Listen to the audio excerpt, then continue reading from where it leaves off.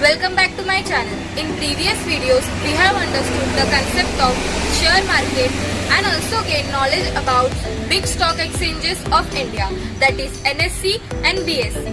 In today's video, we're gonna discuss one of the participants in trading, that is the company, seller. Share खरीदने के लिए सामने company यानी विक्रेता का होना ज़रूरी है। तो चलो हाथों हाथ कंपनी के बारे में थोड़ी जानकारी ले लेते हैं। The word company has its origin from Latin word companio. If we break the word companio in two parts, that is cum and panio. Cum means with or together and panio means piece of bread. If we put the both meaning together, we come to conclusion of sharing the meal together. Company शब्द को दो हिस्सों में बांटकर उसका मतलब समझा जा सकता है। मनुष्य एक सामाजिक प्राणी है जो परिजनों के साथ सुख दुख बांटता है। उसी तरह कंपनी भी मानव का कानूनी रूप होने के कारण मानवीय गुणों को प्रतिबिंबित करती है। A company is an artificial person created by law, which has its distinctive name, common seal and perpetual succession, which can sue and can be sued on its own. भारतीय कंपनी अधिनियम 1956 के अनुसार कंपनी का आशय ऐसी company से है जो धारा 3 में परिभाषित की गई है। इसके अलावा विभिन्न न्यायाधीशों द्वारा भी कंपनी की परिभाषा दी गई है। सारे न्यायाधीशों एवं विद्वानों द्वारा दी गई परिभाषाओं का विश्लेषण करके यही बात सामने आती है कि कंपनी वैधानिक रूप से निर्मित एक कृत्रिम व्यक्ति के तौर पर कार्य करती है जिसका अस्तित्व अलग होता है, अर्थात किसी व्यक्ति के कंपनी छोड़े जाने या कंपनी से अलग हो जाने पर भी कंपनी का अस्तित्व पहले जैसा ही बना होता है। ऐसे तो कंपनी के फीचर्स उसके टाइप के ऊपर डिपेंड करते हैं, लेकिन हम कुछ कॉमन फीचर्स स्टडी करेंगे। Number 1, it has a separate legal entity. Company को सेपरेट लीगल एंटिटी के नाम से भी जाना जाता है क्योंकि उसके ओनर्स और कंपनी इनमें एक दीवार है जिसको हम सेपरेट लीगल एंटिटी के नाम से जानते हैं। Number 2, company is artificial legal entity. इसका मतलब कंपनी कानून का सहारा लेकर खड़ी होती है। हमारे केस में यानी इंडिया में वो companies act 2013। Number 3, company has its own common seal. Company एक इंसान न होने के वजह से जरूरी दस्तावेजों पर सिग्नेचर नहीं कर सकती, इसीलिए उसके नाम का कॉमन सील बनाया जाता है और उसका उपयोग कर कंपनी व्यवहार में आगे बढ़ती है। Number 4, perpetual succession.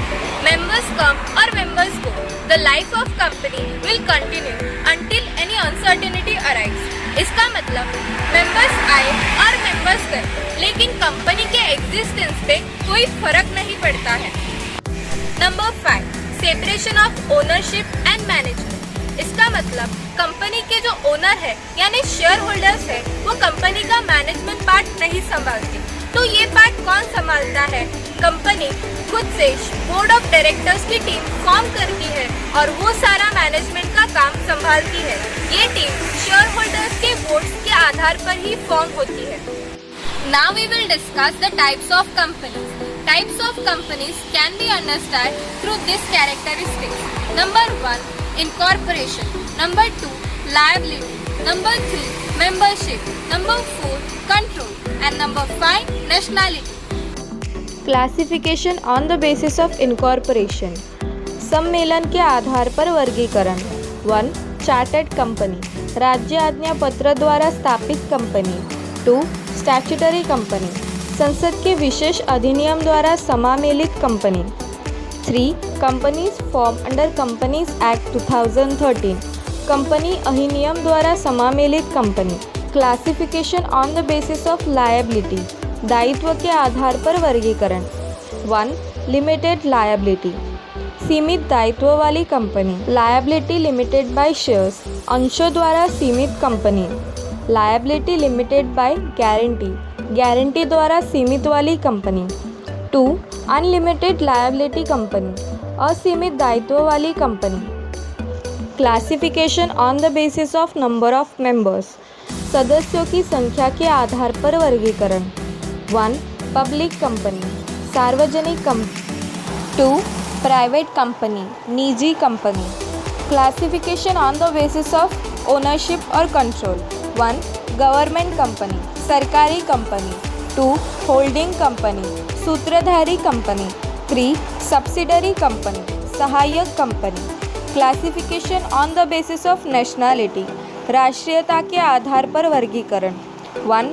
Domestic company, देशी अथवा राष्ट्रीय कंपनी. 2. फॉरेन और मल्टीनेशनल कंपनी, बहुराष्ट्रीय अथवा विदेशी कंपनी. ये सब जानने के बाद आपके मन में एक क्वेश्चन आना बहुत जरूरी है. वो ऐसा कि शेयर मार्केट में हम कौन से कंपनी के शेयर्स खरीदते हैं. तो इसका आंसर बहुत ही आसान है. वो कंपनी है public listed company. Publicly listed company होने के लिए कंपनीज को कुछ क्राइटेरिया फुलफिल करने होते हैं. ये क्राइटेरियाज कंपनीज एक्ट 2013 के सेक्शन 2 सबसेक्शन 71 में नमूद है.